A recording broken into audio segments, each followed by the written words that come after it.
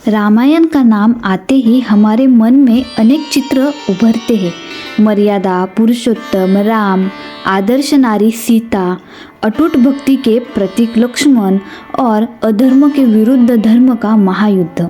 लेकिन इस महाकाव्य के बीच एक ऐसा पात्र भी है जिसका त्याग न तो युद्ध भूमि में दिखाई देता है, न ही अग्नि परीक्षा की ज्वाला में। फिर भी उसका बलिदान इतना गहरा है कि यदि उसे समझ लिया जाए तो रामायण को देखने का दृष्टिकोण ही बदल जाए। उस पात्र का नाम है उर्मिला। अगर आपको लगता है कि उर्मिला का त्याग हर घर तक पहुंचना चाहिए तो वीडियो को शेयर करें और कमेंट में लिखें उर्मिला त्याग की शक्ति। और हाँ, चैनल को सब्सक्राइब करना न भूलें। मिथिला राजा जनक की वो पावन भूमि जहाँ ज्ञान राज करता था और वैभव से अधिक मूल्य संयम और विवेक को दिया जाता था। इसी मिथिला में सीता के साथ पली बड़ी एक और राजकुमारी थी। वो न उतनी चंचल थी न उतनी मुखर। उसकी आंखों में प्रश्न थे पर होठों पर मौन। उसका नाम था उर्मिला। सीता जनक की श्रेष्ठ पुत्री थी, धर्म और मर्यादा की सजीव प्रतिमा। उर्मिला उनसे छोटी थी लेकिन किसी भी प्रकार से कम नहीं। यदि सीता सूर्य थी तो उर्मिला चंद्रमा थी, शांत, शीतल और गहराई लिए हुई। उर्मिला को बचपन से ही राजसी जीवन मिला पर उनका मन सदैव साधारण रहा। उन्हें वैभव आकर्षित नहीं करता था बल्कि सत्य और कर्तव्य उनके चिंतन का केंद्र थे। जब सीता का विवाह अयोध्या के राजकुमार राम से हुआ उसी समय उर्मिला का विवाह भी तय हुआ। उनके जीवन साथी बने लक्ष्मण, राम के अनुज, धर्म के प्रति कटिबद्ध और सेवा को अपना जीवन मानने वाले। लक्ष्मण और उर्मिला का विवाह सिर्फ दो व्यक्तियों का नहीं बल्कि दो विचारधाराओं का मिलन था। लक्ष्मण कर्तव्य के लिए स्वयं को भूल जाने वाले और उर्मिला कर्तव्य को समझकर स्वयं को समर्पित करने वाली। विवाह के पश्चात उर्मिला अयोध्या आई। अयोध्या जहाँ राजमहल सोने से चमकते थे पर हर निर्णय धर्म के प्रकाश में लिया जाता था। उर्मिला के लिए ये नया संसार था लेकिन उन्होंने इसे आत्मसात करने में देर नहीं लगाई। वे जानती थी कि वे केवल लक्ष्मण की पत्नी नहीं है बल्कि राम कथा का एक मौन अध्याय है। उर्मिला ने कभी लक्ष्मण से ये नहीं पूछा कि वे हमेशा राम के पीछे क्यों रहते हैं। उन्होंने कभी शिकायत नहीं की कि उनका जीवन दूसरे के कर्तव्य में विलीन हो रहा है, क्योंकि उर्मिला जानती थी कुछ प्रेम दिखाया जाता है और कुछ प्रेम निभाया जाता है। लक्ष्मण राम के लिए जीते थे और उर्मिला लक्ष्मण के उस धर्म को समझकर अपने भीतर स्थान देती थी। ये साधारण त्याग नहीं था, ये वो त्याग था जिसमें न आंसू थे न शब्द, बस एक शांत स्वीकृति थी। फिर आई वो रात, अयोध्या की सबसे लंबी रात, वो रात जिसने इतिहास की दिशा बदल दी। राजमहल में हलचल थी, वातावरण में असमंजस था और उसी रात उर्मिला के जीवन का भी एक नया अध्याय बिना शोर के खुलने वाला था। उर्मिला को अभी नहीं पता था कि वे अगले 14 वर्षों तक जिस वनवास को जिएंगी उसका कोई नाम नहीं होगा। न लोग उसे देख पाएंगे न ग्रंथ उसे लिखेंगे, पर वो वनवास इतिहास का सबसे कठोर वनवास होगा। उस रात उर्मिला सोई नहीं थी और शायद आने वाले वर्षों में वो कभी सो नहीं पाएगी। अयोध्या की वो रात सामान्य नहीं थी। राजमहल की दीवारें तो वैसी ही थी पर उनके भीतर इतिहास करवट ले रहा था। दीपक जल रहे थे पर प्रकाश में भी एक अनकहा भय था। हर गलियारे में फुसफुसाहटें थी, हर चेहरे पर अनिश्चितता और उसी महल में एक कक्ष ऐसा भी था जहाँ शांति थी, उर्मिला का कक्ष। उर्मिला ने महल की हलचल सुनी पर प्रश्न नहीं किया। उन्होंने सेविकाओं की घबराहट हुई दृष्टि देखी पर कुछ पूछा नहीं, क्योंकि उर्मिला जानती थी जब धर्म बोलने वाला हो तो मौन सबसे पहले सुनता है। कुछ ही समय में समाचार आया, राम को 14 वर्षों का वनवास, राज्य का युवराज राजमहल छोड़ेंगे। अयोध्या की सांस मानो थम गई। ये समाचार उर्मिला के लिए अप्रत्याशित नहीं था पर सरल भी नहीं था। उन्होंने आंखें बंद की। मन में पहला विचार स्वयं के लिए नहीं आया। पहला विचार था लक्ष्मण क्या करेंगे। लक्ष्मण, राम के बिना लक्ष्मण की कल्पना अधूरी थी और उर्मिला ये भली भांति जानती थी। उन्हें ये भी पता था कि ये प्रश्न पूछने की आवश्यकता नहीं है कि लक्ष्मण वन जाएंगे या नहीं। जब लक्ष्मण उर्मिला के सामने आए, उनकी आंखों में निर्णय स्पष्ट था। कोई दुविधा नहीं, कोई भय नहीं, केवल कर्तव्य। उर्मिला ने लक्ष्मण की ओर देखा। उस दृष्टि में न आक्रोश था न आग्रह, केवल एक मौन प्रश्न, यह तुम्हारा धर्म है? और लक्ष्मण की आंखों ने उत्तर दे दिया। उर्मिला ने उस क्षण अपने भीतर एक युद्ध जीता। वो युद्ध बाहर दिखाई नहीं दिया, पर भीतर सब कुछ बदल गया। पत्नी का मन पति को रोकना चाहता था, पर धर्म की समझ उसे छोड़ना सिखा रही थी। उर्मिला जानती थी कि यदि वे एक शब्द भी कह दे तो लक्ष्मण रुक सकते हैं, पर वे यह भी जानती थी कि यदि लक्ष्मण रुक गए तो वे जीवन भर स्वयं से लड़ते रहेंगे। उर्मिला ने लक्ष्मण का हाथ पकड़ा। कोई आंसू नहीं, कोई विलाप नहीं, केवल इतना कहा, आपका मार्ग आपका धर्म है। ये वाक्य साधारण नहीं था। ये एक पत्नी द्वारा अपने सुख का विसर्जन था। ये उस प्रेम का प्रमाण था जो अधिकार नहीं, समर्पण मांगता है। उर्मिला ने वन जाने की बात नहीं की। उन्होंने ये नहीं पूछा कि वे क्यों नहीं साथ जा सकती, क्योंकि वे जानती थी सीता का वनवास सब देखेंगे, पर उनका वनवास दिखाने के लिए नहीं है। जब लक्ष्मण वन जाने की तैयारी में थे, उर्मिला महल की दीवारों के बीच खड़ी थी, पर उनका मन पहले ही एकांत में प्रवेश कर चुका था। उर्मिला समझ चुकी थी कि अब उनका जीवन प्रतीक्षा का होगा, एक ऐसी प्रतीक्षा जिसका कोई उत्सव नहीं, कोई गवाह नहीं। उस रात अयोध्या रोई, पर उर्मिला चुप रही, क्योंकि वे जानती थी ये मौन कमजोरी नहीं है, ये त्याग की पहली सीढ़ी है। और उसी क्षण उर्मिला का अदृश्य वनवास आरंभ हो गया।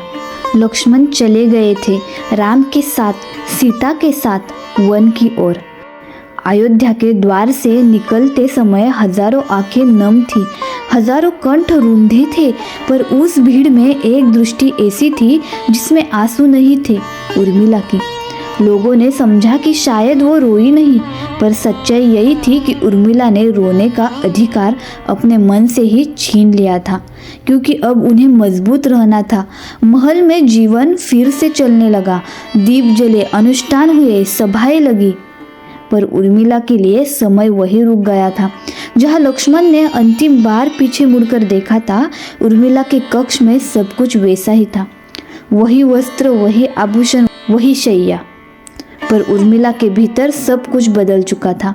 रात आई, वो पहली रात जब लक्ष्मण पास नहीं थे। शैया पर लेटते ही उर्मिला को लगा कि नींद आएगी, पर नींद नहीं आई। आंखें बंद थी, पर मन जाग रहा था। उर्मिला उठकर बैठ गई। उन्होंने दीपक जलाया। उस प्रकाश में उन्होंने लक्ष्मण की रिक्त जगह को देखा, और उसी क्षण उन्हें पहली बार अपने वनवास का आभास हुआ। ये वनवास वन में नहीं था, ये वनवास महल के भीतर था, जहाँ सब कुछ होते हुए भी कुछ नहीं था। उर्मिला ने किसी से शिकायत नहीं की, किसी से प्रश्न नहीं पूछा, क्योंकि वे जानती थी जो त्याग समझकर किया जाए उसका बोझ किसी और पर नहीं डाला जाता। दिन बीतते गए, लोग उर्मिला से मिलने लगे। कोई सांत्वना देता, कोई मौन रहकर सम्मान प्रकट करता, पर कोई भी उनके मन के भीतर चल रही तपस्या को नहीं देख पाता। उर्मिला धीरे धीरे अपने जीवन को एक अनुशासन में ढालने लगी। भोजन सीमित हुआ, वाणी संयमित हुई, और नींद लगभग लुप्त हो गई, क्योंकि हर बार जब आंखें बंद होती, मन वन की ओर चला जाता। क्या लक्ष्मण सुरक्षित है? क्या राम स्वस्थ है? क्या सीता प्रसन्न है? इन प्रश्नों के साथ नींद कैसे आती? उर्मिला ने नींद को त्याग नहीं कहा, उन्होंने उसे समर्पण कहा। कुछ रात्रियों बाद एक विचित्र अनुभव हुआ। उर्मिला को लगा कि जैसे उनके भीतर एक अदृश्य शक्ति जाग रही है, जैसे उनकी जागृति कहीं और किसी और को बदल दे रही हो।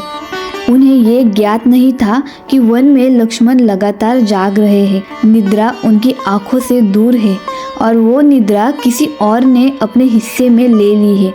उर्मिला को इस रहस्य का ज्ञान नहीं था, पर उनका मन इसे स्वीकार कर चुका था। रातें लंबी होने लगी और उर्मिला हर रात और अधिक शांत और अधिक गहन होने लगी।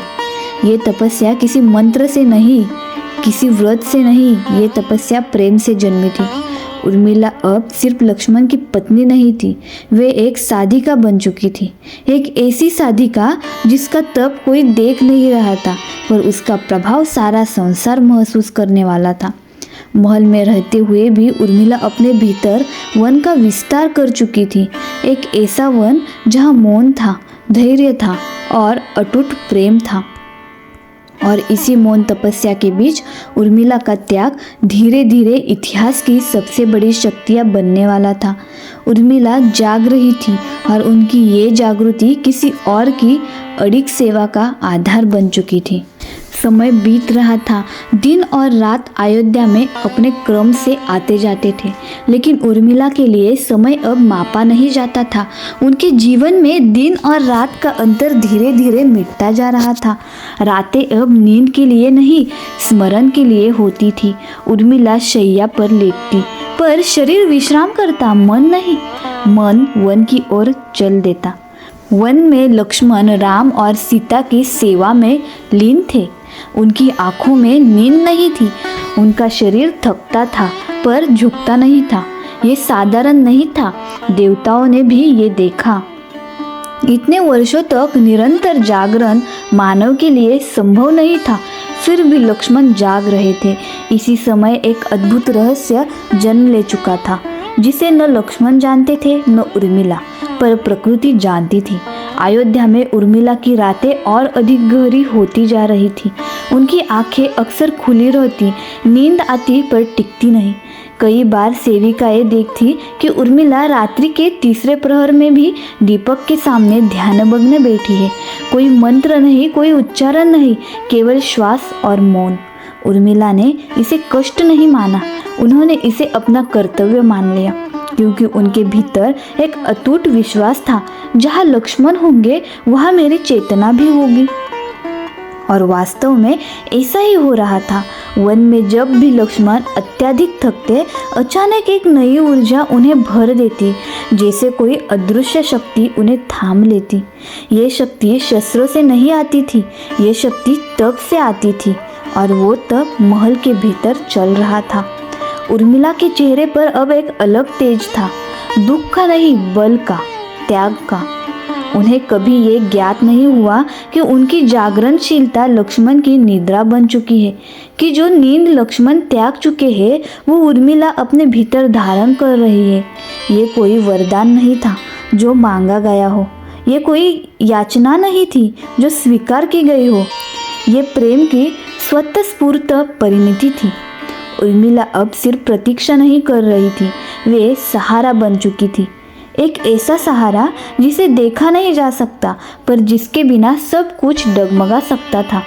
कभी कभी उर्मिला को अचानक अत्यधिक थकान महसूस होती, शरीर शिथिल हो जाता, पर वे जानती थी ये दुर्बलता नहीं है, ये किसी और के लिए उठाया गया भार है।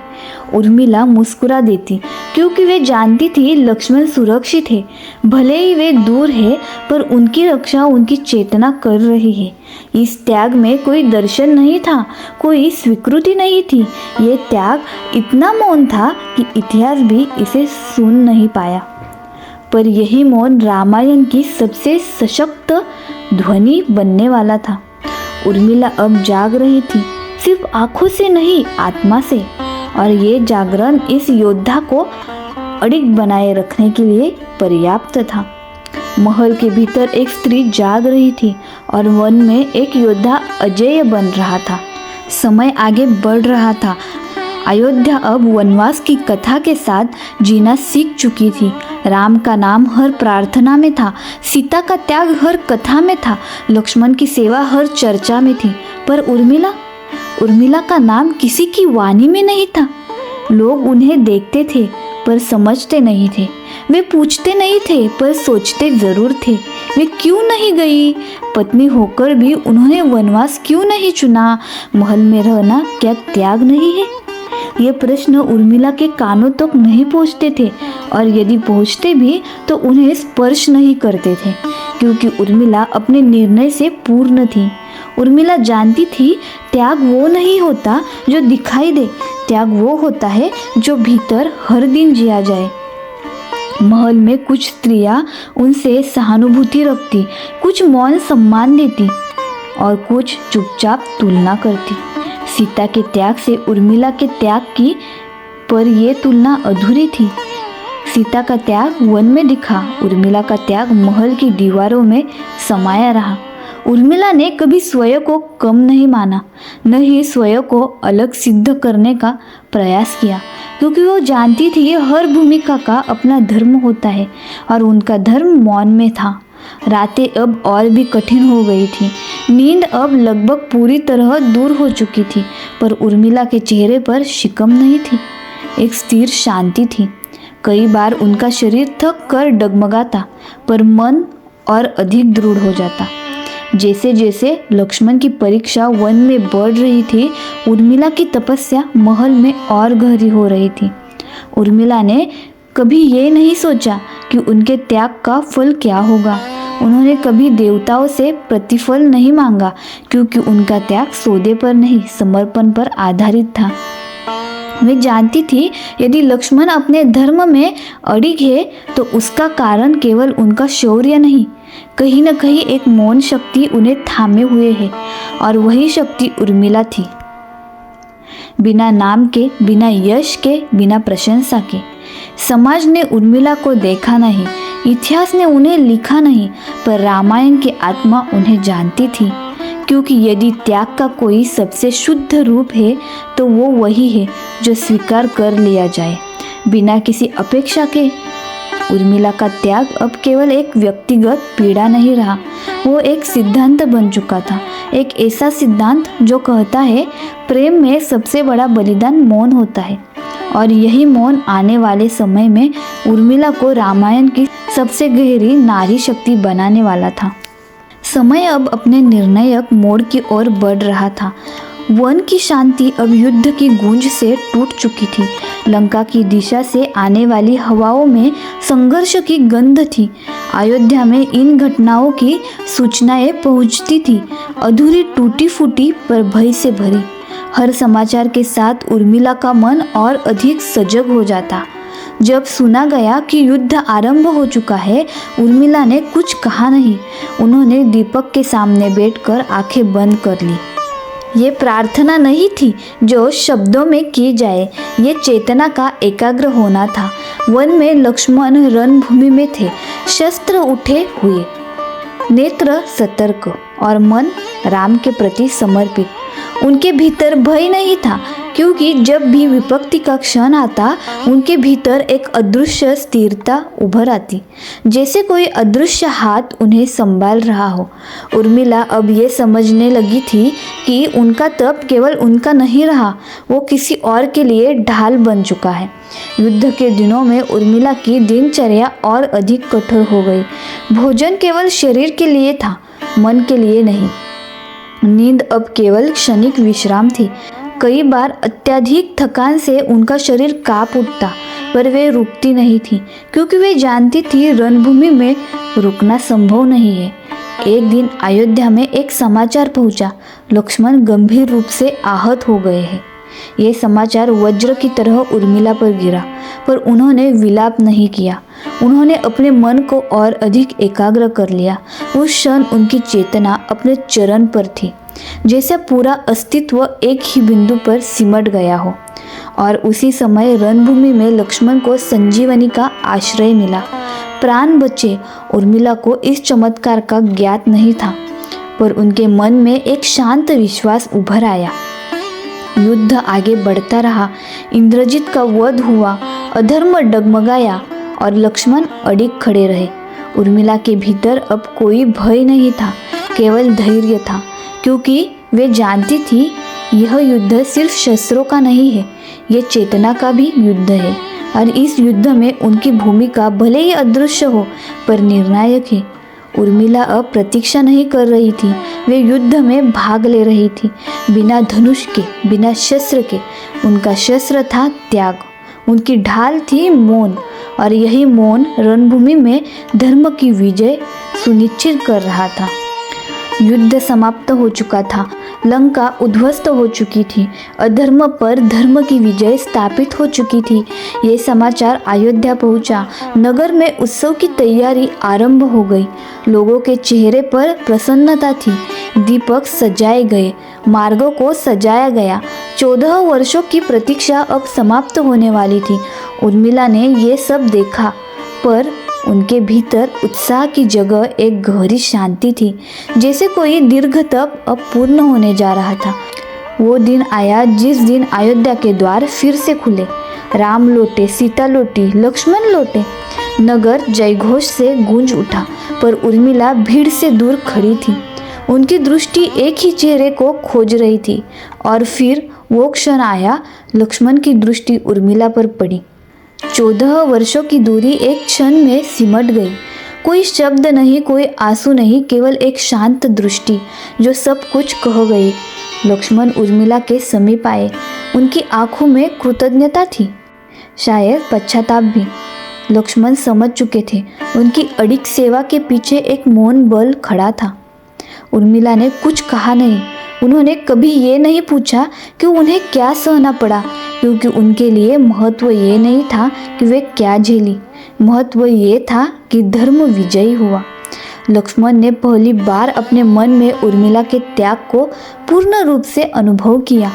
उर्मिला अब थकी नहीं थी, उनका तप समाप्त हो चुका था। अब वे फिर से शांत थी। महल में जीवन लौट आया, पर उर्मिला पहले जैसी नहीं रही। वे और भी गंभीर और भी परिपक्व हो चुकी थी। उनके प्रेम में अब अधिकार नहीं था, केवल समझ थी। उर्मिला ने कभी अपने त्याग का लेखा जोखा नहीं मांगा। उन्होंने कभी इतिहास से ज्ञान नहीं मांगा, क्योंकि वे जानती थी सच्चा त्याग स्वीकृति नहीं, संतोष चाहता है। और उस संतोष के साथ उर्मिला अपने जीवन के नए अध्याय में प्रवेश कर चुकी थी। प्रतीक्षा समाप्त हुई थी, पर उर्मिला का महत्व अब प्रारंभ होने वाला था। राम के राज्याभिषेक के बाद अयोध्या में व्यवस्था लौट आई थी। नगर शांत था, पर यह शांति साधारण नहीं थी। ये वो शांति थी जो संघर्ष के बाद उपजती थी। उर्मिला अब फिर से राजमहल में थी, पर उनका जीवन पहले जैसा नहीं था। उनके भीतर 14 वर्षों का अनुभव समाया हुआ था। लोग अब उर्मिला को अलग दृष्टि से देखने लगे थे। शायद उन्हें पूरा सत्य नहीं पता था, पर कुछ तो समझ आ ही गया था। उर्मिला के शब्द कम थे, पर जब वे कुछ कहती तो उसमें गहराई होती। उनका प्रेम अब भावनाओं का उफान नहीं था, वो स्थिर था, संतुलित था और स्पष्ट था। उर्मिला जानती थी, प्रेम का अर्थ किसी को बांधना नहीं, प्रेम का अर्थ है किसी को उसके धर्म पर अडिग रहने देना। लक्ष्मण अब भी राम की सेवा में उतने ही समर्पित थे, पर अब उनकी दृष्टि में उर्मिला के लिए एक नया सम्मान था। उर्मिला ने कभी ये नहीं कहा कि उन्होंने क्या सहा।